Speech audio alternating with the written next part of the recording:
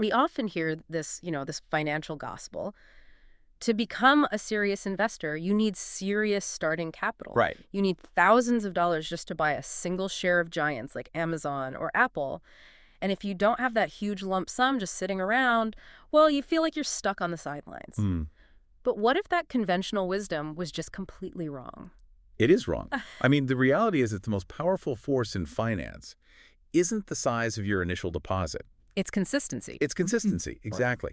Imagine taking just $50 a week, which, let's face it, is less than the cost of a few takeout coffees. Or a trip to the movies, for sure.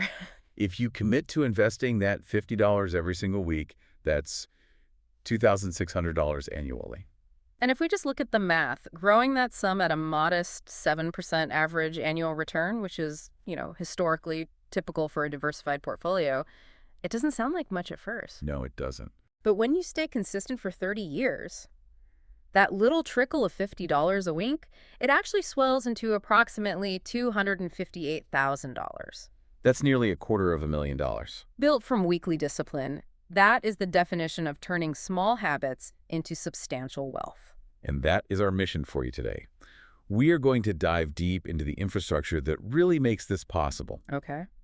We'll explore the foundational, time-tested strategy that transforms those small, regular contributions into a powerhouse, dollar-cost averaging. And then? And we'll look at the revolutionary technology, fractional shares, that just eliminates that high price barrier. And finally, because, well, knowledge must be applied safely, we'll equip you with the essential tools to spot market risks and recognize investment fraud. All right, let's jump right into that core strategy then, dollar-cost averaging, or DCA.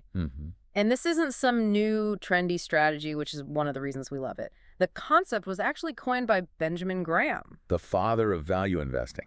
Right. In his classic 1949 book, The Intelligent Investor. It's truly a cornerstone of disciplined investing. And you might hear it referenced globally as pound cost averaging or unit cost averaging. But the principle is the same. The underlying principle is exactly the same: consistency over speculation. So Graham's principle was elegant.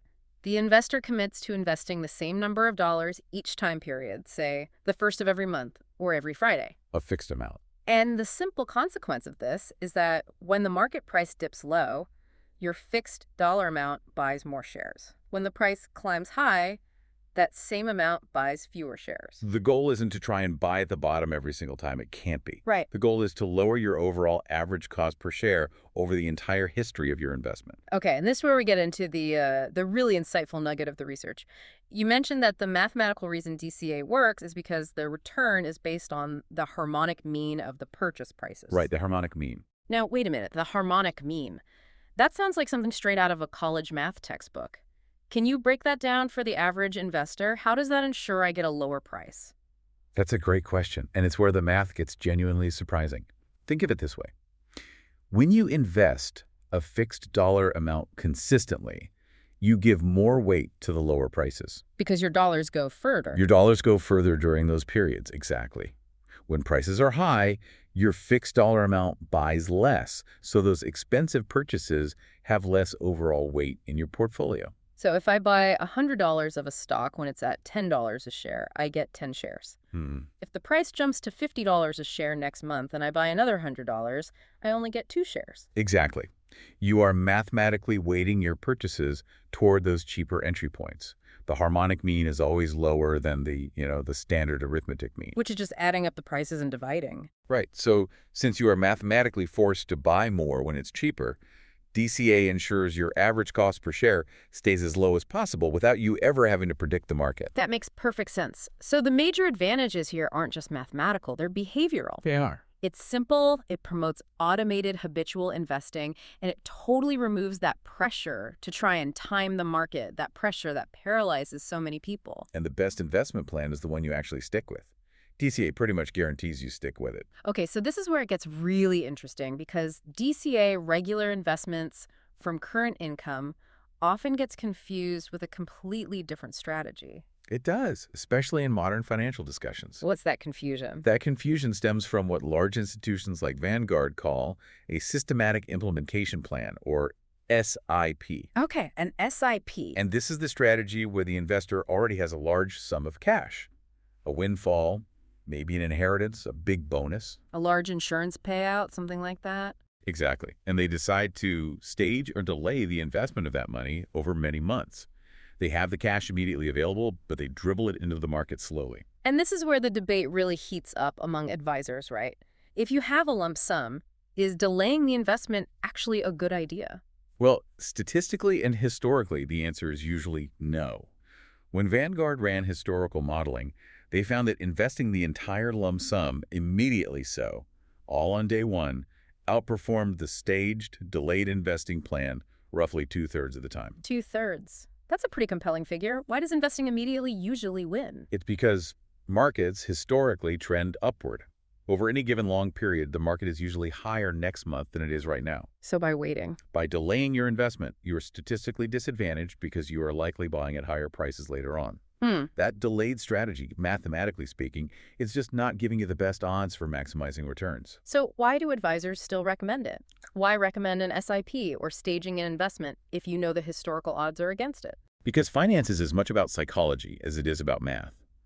The immediate investment of a large sum carries a significant psychological risk. The fear that the market will crash the day after you put all your money in? That's it. That's timing risk. And the fear of regret is powerful. Incredibly powerful. For many people, taking that emotional fear out of the process is invaluable. If staging the purchases over 6 or 12 months is the only way to get a person to move off the sidelines and invest their cash at all, Then it's worth it. then it serves a critical behavioral purpose. It takes the emotion out of the process. It mitigates the anxiety of immediate volatility. It's let's say, a suboptimal mathematical choice made for optimal psychological comfort. That's a fascinating distinction. So DCA is for maximizing consistency of income, while SIP is often a tool to overcome anxiety. Exactly. But neither of these strategies would matter to the small investor without the technology that removes that fundamental barrier to entry. Right. Historically, if you only had that $50 to invest, you were completely blocked from market leaders. Totally locked out. How could you buy a single share of a company that costs $200, $500, or even $3,000? It was a huge, discouraging barrier for beginners. That barrier was shattered by the advent of fractional trading, also known as partial shares. This is the technology that fundamentally democratized the market over the last decade. And it allows you to purchase tiny portions of a whole share. Exactly. Crucially, you aren't buying based on the number of shares. You are buying based on a fixed dollar amount. That's the key. Precisely. You put in your $50, and the brokerage automatically calculates that if the share price is $100, you're acquiring exactly 0.5 shares. If the price goes up to 105 next week, you acquire slightly less for your next $50 investment. And the benefits of this are just astronomical, especially for the consistent small dollar investor. We already mentioned accessibility. You can now own Apple without needing $150. But the other two benefits are even more important: diversification and efficiency. Talk about that. Fractional shares, they just turbocharge diversification. Yeah. If you only had $500 to start, historically, you might have only been able to buy, 3 shares of one expensive stock. And you're all in on one company. Right. Now, you can spread that $500 across 10 different low-cost ETFs and stocks immediately. You diversify risk instantly. And efficiency of capital use. I love this point. If you were saving up $100 a week to buy a single $500 share, 4/10 of your cash would be sitting idle. Doing nothing. Now, every single dollar is put to work immediately. No idle cash, maximum compounding time. And of course, it's the essential enabler for the very strategy we're talking about today. Dollar cost averaging. Exactly. DCA demands that consistent fixed dollar amount and fractional shares ensure that you can always invest that $50, regardless of how high or low the stock price is that week. And this technology is now pretty much standard across most major brokerages. You mentioned earlier that M1 Finance and Fidelity both offer commission-free trades and fractional shares. How should a new investor choose between them? It really comes down to philosophy and feature set, not necessarily price, since most are zero commission now. Okay. Some platforms like M1 Finance focus heavily on automation and long-term buy and hold strategies. They let you set up customized investment pies that automatically rebalance themselves. So it's very set it and forget it. It is. If you want maximum automation, those features are key. Whereas others, like Fidelity, might offer a broader range of traditional account types that are crucial for comprehensive financial planning. Things like a solo 401k. Right, for the self-employed, or health savings accounts, HSAs, or 529 college savings plans. The choice is less about which platform is better and more about which one offers the specific accounts and features you need to manage your whole financial life. Okay, let's connect this back to our listener. So we've established that $50 a week or $2,600 annually is a fantastic starting point. But why is starting today so important? Because of time. Time is your most valuable asset, and people really underestimate it.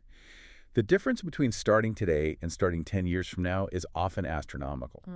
If a 25-year-old and a 35-year-old both start investing $50 a week and stop at age 65, the 25-year-old will have earned tens of thousands of dollars more. Maybe even over $100,000 more. It's possible, all simply because of that extra decade of compounding growth where your earnings start earning money on themselves. The first decade is the hardest, but the last decade is by far the most rewarding. Time in the market trumps trying to time the market every single time. However, and this is a point that just cannot be overstated, the small, consistent investor needs to be surgically focused on costs.